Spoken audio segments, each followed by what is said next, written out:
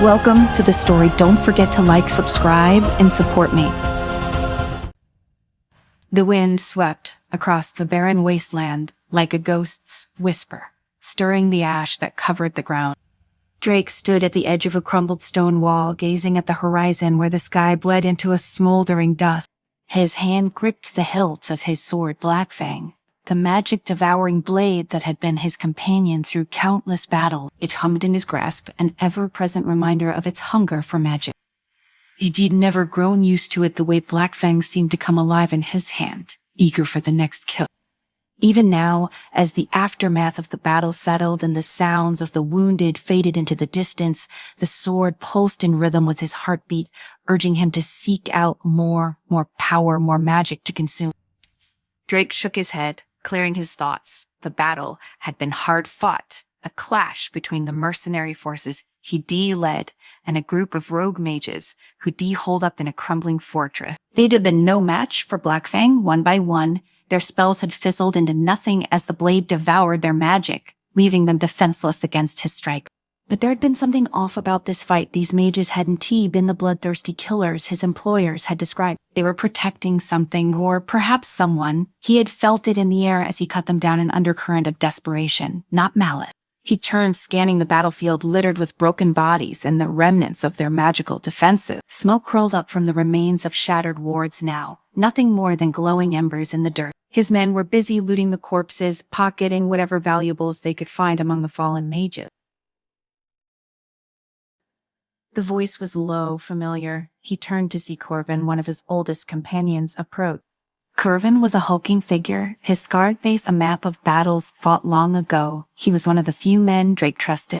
Another easy victory for the great Drake and his legendary sword, Hardy Corvin said, his voice carrying a hint of admiration, though his eyes remained wary of the blade at Drake's side. Drake forced a smile, though it didn't reach his eyes. Steer it too easy. Something feels wrong about this.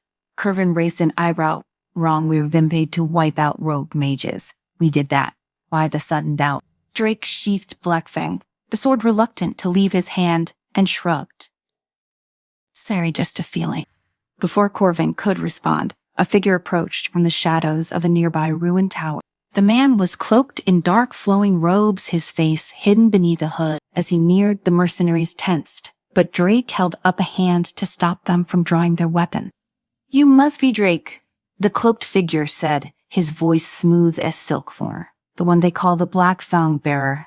I am Jorge, Drake replied, his hand instinctively drifting toward the sword's hilt. Here. Harry was asking. The man pulled back his hood, revealing a gaunt face with sharp features and cold, calculating eyes. My name is unimportant. What matters is that I have a proposition for you. Drake narrowed his eyes, sensing something dark lurking behind the man's words. Fair, I am listening. I represent an interest, a powerful one. We have need of your services. Harold the man continued, his voice dripping with honey persuasion. There is a sorcerer, an evil sorcerer, Malakar. He's growing in power, threatening the balance of our world. My employers are willing to pay handsomely for his head. Drake felt Blackfang stir at the mention of magic. It was subtle, but the sword's hunger had awoken. And why should I believe you? Drake asked. I've been lied to before. The man smiled, a thin, cruel thing. Kara, believe me or not, the choice is yours. But I think you'll find the price worth the risk. Malakar is no ordinary sorcerer. His magic could bring untold destruction, unless, of course, you intervene. Drake frowned. He'd been down this road too many times, sent after targets described as monsters, only to find broken men and women desperate to survive. But the promise of gold was tempting, and he couldn't shake the feeling that Blackfang wanted this. The sword was restless, craving a worthy opponent. Where can I find it? Far to the north, the man replied, handing Drake a rolled-up map. He hides in an ancient fortress surrounded by powerful wards, but no magic can stand against your blade. Drake took the map, his mind already turning over the possibilities. I'll think about it. The man nodded and melted back into the shadows, disappearing as quickly as he'd become. Corvin stepped closer, his expression grim. How you really want to get involved in this? Something about that man seemed off. Everything about this feels off, Drake muttered, glancing at the map in his hand. Sorry, but a job. Say job time. The journey north was harsh, the landscape growing colder and more desolate with each passing day. The further they traveled, the more oppressive the atmosphere became. It was as if the land itself was warning them to turn back, to leave whatever lay ahead undisturbed. Drake's unease grew with every step. Black Fang had been humming softly, vibrating in its sheath as if anticipating the magic it would devour. The sword was far more active now than it had ever been before. At night, Drake could barely sleep, the sword-esque whispers growing louder in his mind, urging him onward, promising power. Curvin noticed the change in his friend. That sword has been acting strange since we took this job. Are you sure you can trust it? Drake scowled. As just a tool, a weapon, and as long as it helps me get the job done, I don't care what it wants. But in his heart, Drake knew Corvin was right. Black Fang wasn't cheap, just a sword. It had a will of its own, and lately, that will seem to be growing stronger. Finally, after days of hard travel, they reached the outskirts of Malakar's fortress. The fortress stood atop a jagged cliff, surrounded by a swirling storm of dark magic. Lightning cracked through the sky, illuminating the twisted towers that jutted from the fortress like claws reaching for the heaven. Well, Curvin said, eyeing the fortress with a mixture of awe and dread. Terry, this is where the map leads. It looks like Malakar doesn't want any visitors. Drake felt Black Fang thrum with excitement. The magic here was thick, palpable in the air, and the sword was eager to feed. We'll need to move carefully, Drake said, scanning the landscape for any signs of guards or magical trap. If Malakar is as powerful as they say, he'll have defenses in place.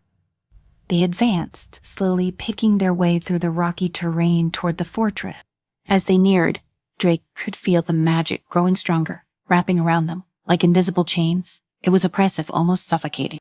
And then without warning, the air around them shimmered, and a dozen figures appeared, cloaked in shadow and wielding magic, Malakar's guardian. Drake drew Black Fang, the blade gleaming with a dark light. The guardians hesitated, sensing the sword saw power. But they didn't retreat. With a shout, they launched their attack, casting spells that crackled with energy. Drake moved like a force of nature, Black Fang slicing through the air, devouring the magic before it could touch him. The sword drank deeply, growing more powerful with each spell it consumed. The guardians fell one by one, their magic useless against the blade. Corvin fought at his side, cutting down the remaining guardians with brutal efficiency. But even as they cleared the way, Drake's mind was consumed with doubt. Each time Black Fang devoured magic, he felt the sword tighten its grip on him. It was subtle, like a whisper in the back of his mind, but it was there. And then they stood before the gates of the fortress. Inside the fortress, the air was thick with dark magic. The stone walls seemed to pulse with energy, and the shadows danced with a life of their own. Drake and Curvin moved cautiously through the corridors, their senses on high alert.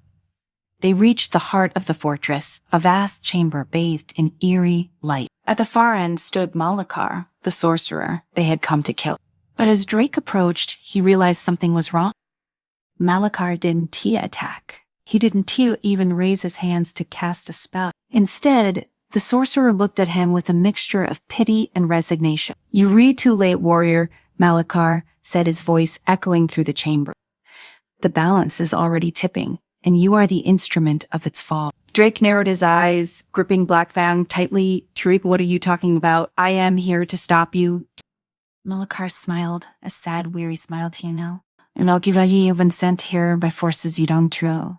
That sword, ... It was never meant to protect you. It was forged to destroy the balance between magic and the natural world. And you, Drake, are its pawn." Drake felt a chill run down his spine. The sword hummed in his hand, eager, hungry. "I don't believe you," Drake growled, taking a step forward. But even as he said the words, doubt gnawed at him. Malakar's words hung in the air like a blade poised to strike. Drake's heart pounded, each beat louder than the last. The sword in his hand thrummed as if it too had heard the accusation and reveled in it. Black Fang was more alive now than it had ever been, the dark light along its edge pulsing with eagerness. "You're lying," Drake muttered, though his voice faltered. Malakar shook his head slowly, his eyes filled with the weight of truths untold. "I wish I were, but you've felt it, haven't you? Every time Black Fang devours magic, it consumes a little more of you too. It was created to destroy, not protect. to tilt the balance, not maintain it. Drake took another step forward, fighting the rising tide of doubt. But Malachar didn't he move. The sorcerer seemed so calm, so resigned. If he feared death, he did not show it. I was hired to stop you, Drake said, though. Even as the words left his mouth, they felt hollow. Darshi breathed a threat to this world, not me. Malachar's gaze softened. The people who hired you are the real threat, Drake. They knew what Black Fan would do. They knew you would be the key to breaking the balance. That sword was never meant to be wielded by someone with a soul still intact. Drake's grip on Black Fan tightened, but his hands trembled. The blade whispered to him, its voice growing louder now, insistent. Kill him. Take his power feed. He winced, shaking his head as if to clear away the voice, but it wouldn't leave. The sword's hunger was relentless, demanding more, always more. I don't want your lies, Drake said, his voice rising in desperation. I've done what needed to be done. Have you? Malachar interrupted, his voice rising just enough to cut through the haze in Drake's mind. Think back on the battles you've fought, the people you've killed. Did you ever ask why? Did you ever stop to question who was really behind it all? Drake's mind raced, memories flashing before him. Mercenaries, mages, rulers, all falling to Black Fang's insatiable hunger. And always the same pattern. He was hired, he killed, and the power grew. But who had given him these jobs? He realized with a creeping sense of horror that he'd never once questioned where the money came from, who the real enemy was. He'd have been a weapon, just like Black Fang, wielded by unseen hand. You've been manipulated from the beginning, Malachar said softly, as if reading his thought. But it's not too late. You can break free from their control. You don't have to let the sword consume you. Drake staggered. The weight of the sword suddenly too much to bear. His mind screamed for clarity, but all he felt was confusion, anger, and the overwhelming pull of Black Fang's dark will. His fingers gripped the hilt harder, knuckles white as if letting go would mean surrendering to the truth. Chervin's voice cut through the fog. He'd have been standing nearby, watching the exchange with growing concern. Try what's going on, finish him. Drake turned to Curvin, seeing his friend's familiar face, but realizing for the first time that Curvin was just another piece in this twisted game. How many times had they fought together, following orders blindly? How many times had Curvin urged him on, never questioning, always trusting the sword? Curvin Drake's voice was barely above a whisper, but Curvin wasn't listening. His eyes darted between Drake and Malachar, his hand already reaching for his own sword. We didn't come all this way to hesitate now. Do it, Drake. Kill him. Deal. Black Fang throbbed in his hand, pulsing with eager anticipation. Do it, the sword whispered. Finish it. Drake hesitated, but the weight of the sword seemed to double. His legs trembled, muscles taut as if the blade itself was dragging him forward. Every fiber of his being screamed at him to strike, to let the sword feed once more. The magic in the room was intoxicating, swirling around him like a storm begging to be consumed. But in that storm, one voice stood out, Malachar. You are more than the weapon they made you to be, Better Malachar said, his voice cutting through the storm like a beacon of reason. Eris, you have a choice. You can break free.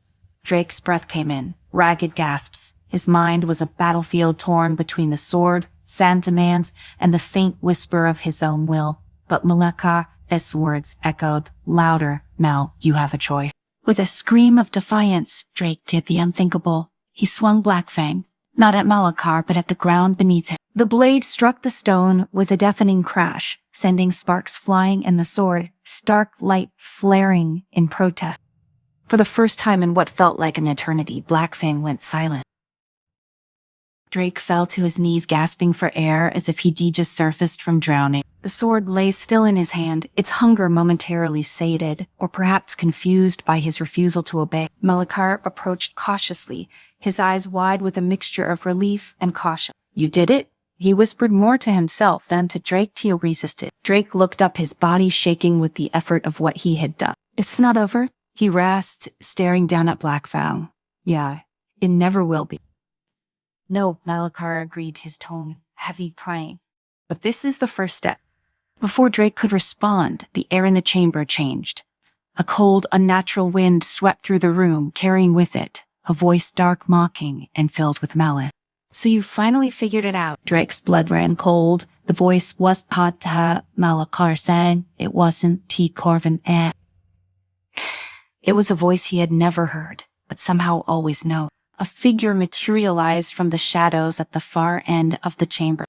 Cloaked in darkness, it moved with an eerie grace, its form barely human, more shadow than flesh. Its eyes gleamed with malevolent light as it approached, the very air seeming to warp around it. "Who are you?" The figure laughed, a sound like metal scraping over stone. "I am the one who forged your precious black fang. The one who has guided your every step, pushed you toward every battle, every kill. You're mine, Drake. You always have been." The realization hit Drake like a hammer blow. This was the force behind everything, the shadowy figure that had been pulling the strings all along, manipulating him, using him as a pawn in some cosmic game. Black Fang hadn't he been cursed by some random magic. It had been created for this very purpose, to serve this dark entity. Malakar stepped forward, his face pale but resolute. "You won. He win. He knows the truth now. He won. He serve you." The shadow figure grinned, its eyes burning with cruel amusement. "You think knowing the truth changes anything? He is bound to Black Fang. The sword's Sadok's power is inescapable, and soon it will consume him entirely."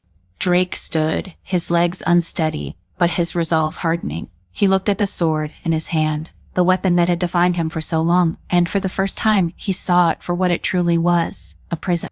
With a roar, he lifted Black Fang high above his head, every muscle in his body screaming with the effort, and brought it down with all his strength. The blade struck the stone floor once more, but this time it shattered. Black Fang exploded in a burst of dark energy, sending a shockwave through the chamber that knocked both Malakar and the shadow figure back. The shadow screamed in rage, its form flickering and destabilizing as the sword, its magic unraveled. No entity howled, "You cannot break the bond." But Drake had done it. He had severed the link. The sword was gone, its pieces scattered across the chamber, the dark energy dissipating like smoke in the wind. The shadow figure shrieked one final time before dissolving into nothingness, its presence erased from the world. Yoth Drake collapsed to the floor, his body spent, his mind reeling from what he had just done. Black Fang was gone, but so was the weight it had carried. The dark force that had controlled him for so long was finally defeated. Malakar knelt beside him, placing a hand on his shoulder. "There's you, free now." Drake stared at the fragments of Black Fang, feeling both relief and sorrow. The sword had been his life, his purpose, and now it was gone. But for the first time in years, he felt something else hope. He stood slowly, his body aching, but his spirit lighter than it had ever been. "There's what now to us," his voice hoarse. Malakar smiled faintly. "Now we rebuild the world needs balance, and there are other threats waiting, but this time you fight for yourself, not for them." Drake nodded, feeling a sense of purpose that wasn't tied to the sword or the dark forces that had controlled him for the first time. He would choose his own path. The wind outside the fortress howled, but it no longer carried the weight of darkness. It was a fresh wind, a new beginning.